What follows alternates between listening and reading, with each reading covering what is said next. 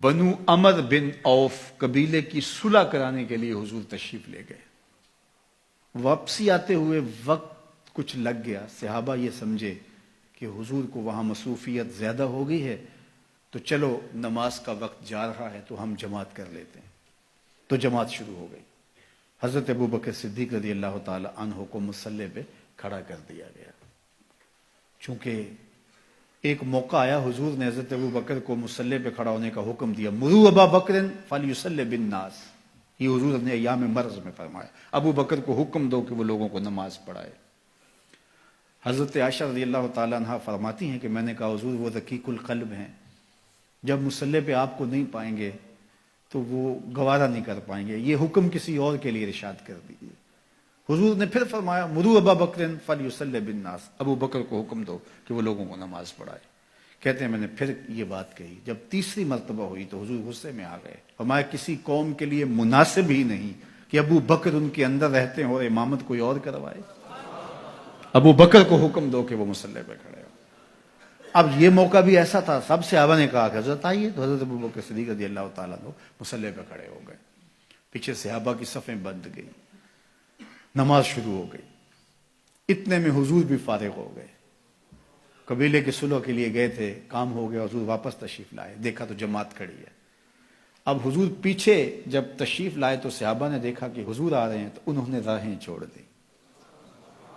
پچھلی صف سے لے کر مصلی تک صحابہ نے راہیں چھوڑ دی. حالت نماز کے اندر حضور کو پروٹوکول دیا جا رہا ہے، حضور کا استقبال ہو رہا ہے اور حضور کو راستہ مل رہا ہے. اللہ اکبر. اب صدیق اکبر رضی اللہ تعالیٰ نماز پڑھا رہے. لا یلتفت یمینا ولا یسارا. آپ جب نماز پڑھتے تھے اتنا انہماک ہوتا تھا کہ دائیں بائیں کی خبر نہیں ہوتی تھی. اب سارے صحابہ حضور کو راستہ دے رہے ہیں، حضور قریب آ گئے، لیکن حضرت ابوبکر صدیق نماز پڑھا رہے ہیں. صحابہ نے اپنے ہاتھوں کی پشت پر تصفیح کی. ایک ہوتا ہے تالی لگانا اور ایک ہوتا ہے ہاتھ کی پشت پہ. یہ عرب تعجب کے طور پہ کرتے تھے، آج بھی عرب کرتے ہیں. جب بھی کوئی ایسا فعل ہو تو وہ کہتے ہیں ہاتھ کے پشت پہ جو ہے وہ ایسے ہاتھ پھیرتے ہیں، تصفیح. تو صحابہ نے تصفیح شروع کر دی حضرت ابوبکر صدیق کو مخاطب کرنے کے لیے، ان کو بتانے کے لیے. اب ایک نے کی، حضرت ابوبکر صدیق نماز پڑھاتے رہے، دوسرے نے کی، تیسرے نے کی، حتیٰ کہ اکثر نے ایسے تصفیح شروع کر دی.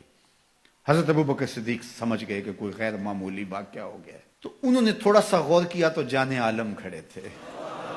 حضور جلوہ فراز تھے، دل و قلب و نگاہ کا مرشد اولین اور ظاہر اور باطن کا امام کھڑا تھا. تو حضرت ابوبکر صدیق پیچھے سرکنے لگے. تو حضور نے ہاتھ سے اشارہ کر کے ان کو وہی نماز پڑھانے کے لیے ارشاد کیا کہ تم ہی کھڑے رہو.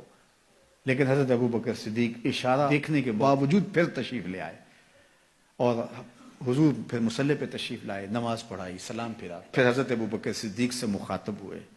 کہا ابو بکر جب میں نے کہا تھا کہ تم نماز کے مصلی پہ رہو، تم اس کے باوجود پیچھے کیوں آ گئے؟ تو سنو حضرت ابو بکر نے کیا جواب دیا.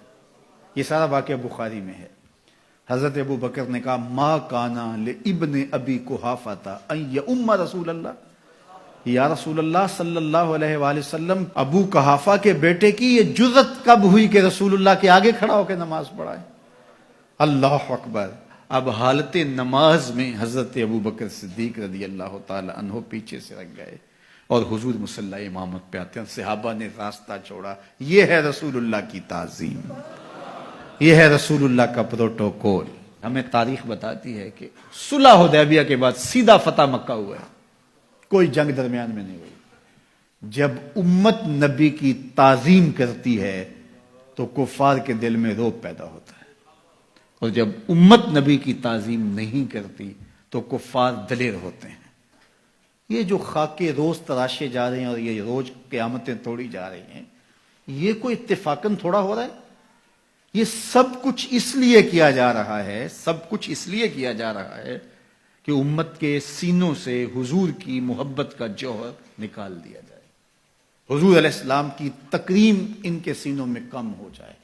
چونکہ تسلسل کے ساتھ ایک چیز بار بار جب کی جائے گی اور اگر یہ اس کو گوارا کرنے لگ جائیں گے تو پھر یہ قابل تسخیر ہو جائیں گے. پہلے ہی ہم نے اس کو کافی حد تک ان کو مسخر